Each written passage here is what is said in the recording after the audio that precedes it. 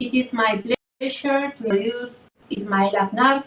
Mr. Aznar is Director General of Quality and Environmental as Secretary for the Ministry of Ecological Transition and Demographic Challenge. Ismail has worked for many years on climate change and is now responsible for the Ministry of the Development of the Circular Economy. And we have another relevant speaker, Ms. Abade. And Abade is Senior Analyst, Government Affairs and Public Policy at Google. But before chatting to Ismail and Anna, if I may, I would like to express how important is this topic for Euroconsumers. Climate change is simply a good word uttered only by science. Consumers want to be on board, because the only way action can be totally successful. Therefore, there is only one place for consumers in all discussions on the issue of sustainability, and that is right at the heart of it. It is exactly where consumers have to be, and that's also where Euroconsumer pretends to be. Euroconsumers want to be present as a guide, guardian, and leadership in the face of the challenge of climate change and a just green transition. Euroconsumers must ensure that consumers are at the heart of all sustainable discussions. For this, we intend to accompany them along the way and aspires to assume a leadership role in the transition to sustainability. As a guide, as a facilitator, as a guardian, and as a leadership force, by providing strong information and providing attractive alternatives. Euroconsumers will set the stage in a way that works for us, empower to choose the most. Using the Euroconsumer approved by tomorrow strategy, we want to set the standard for a real consumer-centric, consumer-driving approach that boosts consumer sustainability. What then encompasses the opportunities offered by artificial intelligence, data, and digitalization as critical tools to realize its ecological ambitions. As such, approved by tomorrow will be the guiding principle for other consumer sustainability activities. A good proof of this is the direct participation of our CEO, consumers, IBOMEC, in the context of Google.org Impact Challenge on Climate Expert Panel. IBOMEC joins the panel along with distinguished personalities from various backgrounds, including members of civil society and the European institutions, and various industry experts. And that we hope will be a resounding success and example of fruitful collaboration in consumer defense. Now, for going into this issue, I would like to discuss with Mr. Aznar. Mr. Aznar, and the first question for you, if you may, is about the main lines of strategies that the government of Spain is delivering to combat climate change. Please, Mr. Aznar, you have the floor.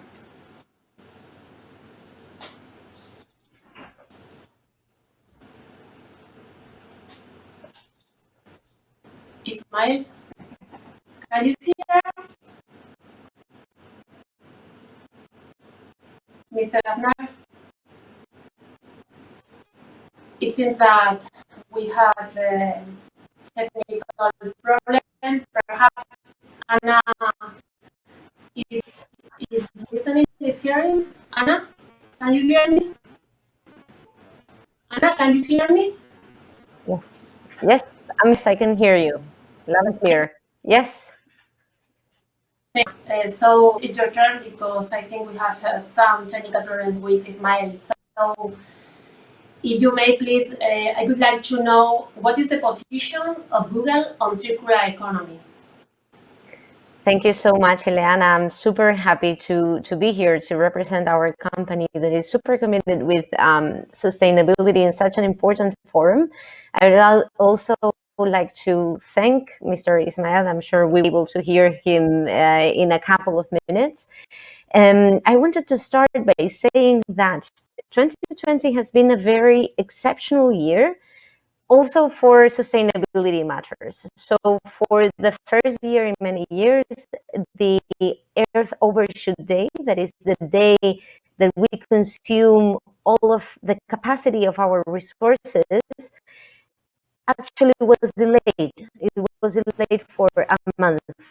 Last year was the 9th of this year was the 10th of August. This has readings. The first, a good reading is that 1 month. The bad part says that in 8 months, we're consuming all of the Earth's resources. So this means that this is a super high priority, and we take it super seriously, and we incorporate circular economy in everything that we do in Google, and it's embedded in our overall sustainability strategy. So what we do is basically we have several set of principles based on Ellen MacArthur's foundation, and we have adapted them to Google's impact and also the field of opportunities, because we must not forget that circular economy is actually a very, very good economic opportunity. So what we do is to first design out, that means eliminate by design all the waste and pollution that we have in our production chain. That means having more resource efficiency, and also try to cut down all the air and water pollution that goes into, for instance, creating devices.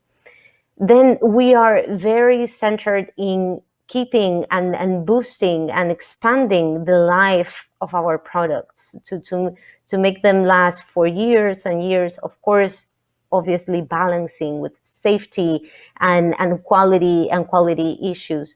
But we think this is key. I mean, if you buy a mobile phone or if you buy a Google device, we want it to last for as long as it can last. And this means also that we build our products to be recyclable in the future. And we build our products also with recycled materials to incorporate that circular economy from the beginning and then in the life end of the product. And for instance, here, a very good news came actually last year with universal chargers. Now we are going to have one universal charger, Type-C, for every device. And actually in Google, we've been doing this for many years, even before the European Parliament established this as an obligation. That means that with one just charger, you could use any Google device. And actually this has been a good practice that all the Android devices had before the Type-C USB.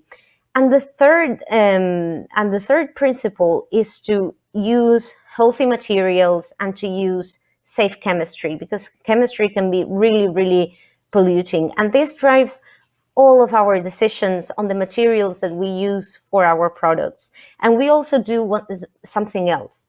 We're transparent about the things that we build and how we build our things, all of our devices. And you can check all the product environmental reports. They are publicly available in our webpage. So if we take, for instance, one of the latest with the Google Nest 2, we can find that it is built up of 70% recycled plastic. So only 30% of the device is actually made for some new materials. It's PVC free. It incorporates a high efficiency charger, meaning that if you're charging it, you're not consuming a lot of electricity from your house. And also we take a lot of care with the packaging. So 96% of the packaging that we use is made of paper, which is 100% recyclable. So with these principles, we try to have an approach that is consistent, that is replicable by other companies and by other teams of the company, and that is flexible enough to keep evolving, keep improving our circular economy policies. Thank you, Anna. You are right. Really good news from Google. And I'm not sure if Mr. Aznar is able to hear now. Mr. Aznar, can you hear me? Can you hear us?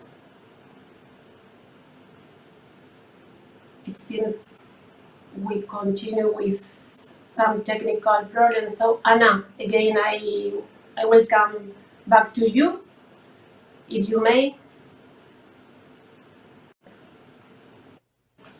It's okay for you, Anna, to continue with our conversation? Yes, absolutely. We can do a first block of just Google and then talk with the government if they're able to join. Hopefully they will be able to join. Great. Meanwhile, we try to figure out this problem. So our Second question for Google, for you in this case, from a consumer and from Oku is how technology, from your point of view, can contribute to combat climate change and the development of sustainable consumption. So this is quite broad question, how technology can help. It can help in every way. Technology and science are the two keys by which we will be able to solve or at least address the effects of climate change and also to tackle the sustainable development goals, which we are committed to, of course. So there are many things we can do. We can do things by our own as Google, and we can also do things with other third parties and other companies, because we are only just one company in the way. I think that we can do many things, partnering with governments and partnering with other companies that also are taking leadership on this issue. So what we do on ourselves, it was basically summarized in the video that we already saw. And the reality is that right now, every Google search, every email sent via Gmail, every route that you find in Google Maps is net carbon. So we have that net carbon footprint nowadays, which is already super good news. And to understand how we came here, I think we have to go back 22 years ago.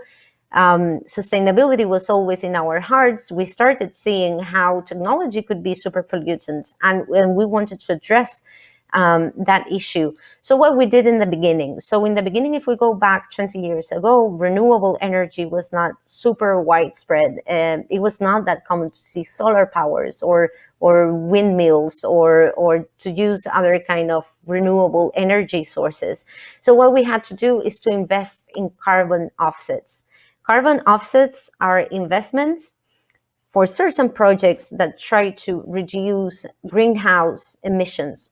So for instance, one example could be investing in planting trees, because trees capture a lot of carbon dioxide. Or another investment could be to try to capture the methane coming from a farm, because methane is especially pollutant when it comes to greenhouse effects. Then what we did was investing in electricity consumption and trying to match our electricity consumption with renewable energy. And in the year 2019, last year, we became the largest corporate buyer of renewable energy in the world. And now what we want to do is to completely decarbonize our electricity supply. And we want to be zero emissions. And how we're going to do that? Well, investing in all this renewable energy and creating the renewable energy that we need for our own supply. And of course, being energy efficient. If we don't consume that much, it's easier to have all that electricity coming from renewable energy. And as I said before, that is what we are doing as a company, but we can also do other things with other people. So we can help our suppliers and our manufacturers. And how we're helping them? Well, we're buying 5 gigawatts of clean energy, and we're investing that. We're buying those 5 gigawatts in manufacturing regions. So for instance, India, etc., the developing countries where renewable energy is not that easy to find. So if our suppliers are using renewable energy, our footprint is going to be better in the end. Then we're helping cities. We're helping cities to have the information they need in order to reduce the amount of greenhouse effects that a city is creating. And I think that this is one of the most powerful things that actually Google can do. We're helping people to live in more sustainable ways. And we're helping people, and I'm talking about, we're helping 1 billion people to live in a more sustainable way. So for instance, when you use Google Maps, you can see all the electricity charging stations if you have a motorbike that is electric, or if you have a car. Also, you can see low carbon routes. When you're trying to go from point A to B, it will say, okay, you can go by bike, for instance, or you can go walking. Also, when you search on flights on Google, you will see the difference in the carbon footprint between one flight or another, so that you can choose maybe the flight that is less pollutant, or the alternative to the flight that is a little bit less pollutant. And then our products, just take the thermostat, the Nest thermostat. We have helped savings in households for worth of $3 billion of energy savings, which is a great news. So we believe that combining technology, investments in infrastructure, and combining it with people and partners and nonprofits, we can create the change that planet Earth needs now, and we can have a future approved by tomorrow. That is the title of this event. Yes, it is indeed. It's a magical mixture that you are mentioning. Thank you, Anna. And luckily, I think we already have Mr. Aznar. Sorry for the inconvenience, Ismael. Thank you for being here with us. And, no, apologies on our side, because I think it was the connection here at the ministry, which is not ideal. Okay, it's perfect now. So, okay, come on. So our first question for a consumer and from Oku for you, for the ministries, what are the main lines of strategies that the government of Spain is delivering to combat climate change, please? Sure. Well, the Ministry for the Ecological Transition and the the demographic challenge is working on a big package, which is the strategic framework for energy and climate, which includes the climate and energy transition law, the climate and energy transition bill, which is being currently discussed by the Parliament. It was already approved by the Council of Ministers, by the government, as a project, and now it's been discussing at the Parliament, and includes the bill covers the different sectors and provides the right, let's say, mid-term direction for all climate policies, and giving also to investors.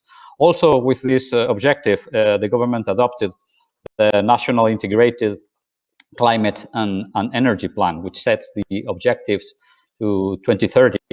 So we aim at reducing emissions, greenhouse gas emissions, by 23% compared to 1990 in 2030, which means reducing one of every 3 tons of greenhouse gas emissions currently emitted, which is a huge challenge, but we believe we will be able to accomplish that. We also foresee in the integrated climate and energy plan to increase the renewables in energy end use, and to reach a target of 42%. Improve also energy efficiency by almost 40%, and increase up to 74% the presence of renewable energies in the electricity sector.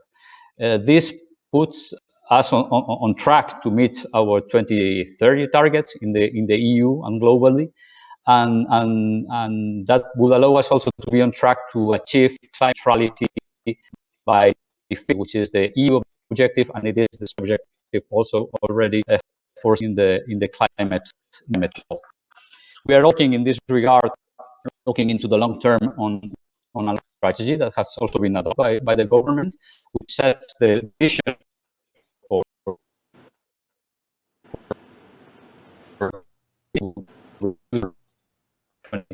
by 2050. We have also adopted a national plan on adaptation to adapt to climate change impacts across the economy, considering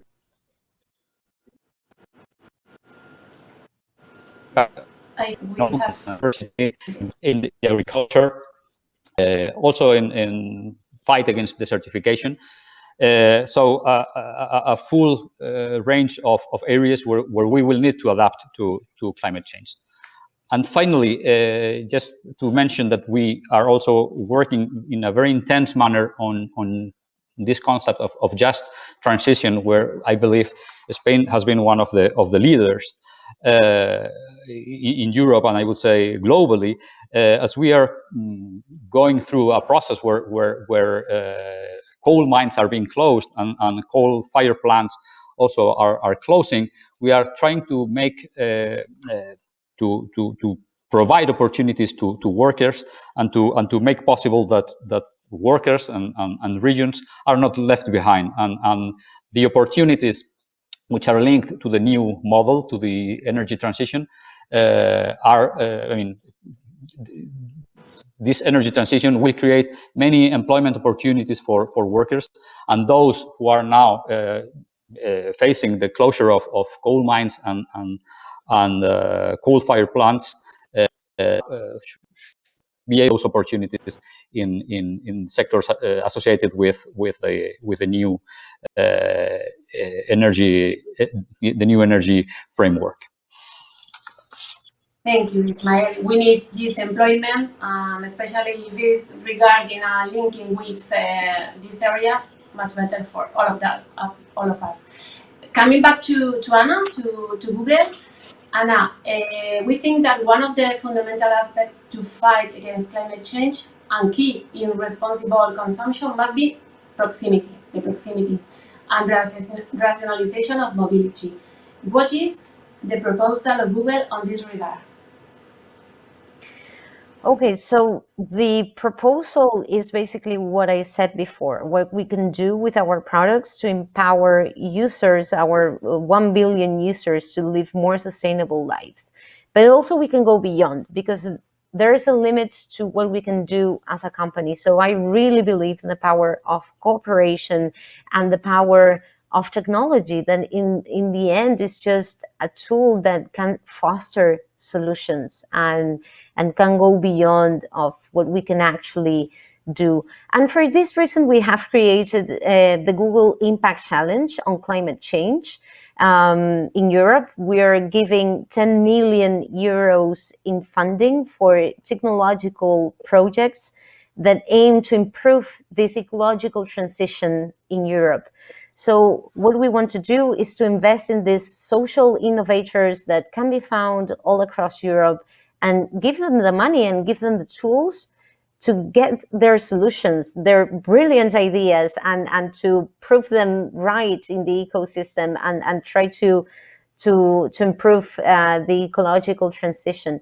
So what we're going to do, other than the grant support, is also to invite them to our Google for Startups Accelerator program, that is a mentorship program for the companies or starting companies to grow and to grow in a super high rate.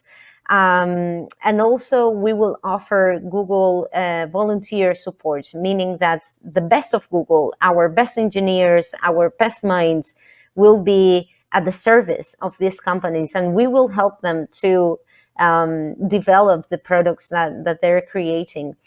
The topics that we want to focus on goes also in relation with mobility. Mobility is definitely one of the topics that is open for calls of participants, but also the use of renewable energy, the decarbonization of transport, air quality, natural resource protection, that means especially wildfires and floods, that is a direct consequence of climate change, and of course, circular economy. So with this, we want to be ambitious, we want to be impactful, we want to invest in technology, we want to invest in green recovery, because we believe that this is, especially now after COVID, this is absolutely crucial, that this new sector starts creating new jobs in the green economy, and together we can get out of this economic crisis. And also we want these projects to be feasible, and sometimes feasibility is just a matter of having a company that backs you, and thanks to that backing, you can show that your products can actually shine and can actually viable and economically attractive for investors at a later age.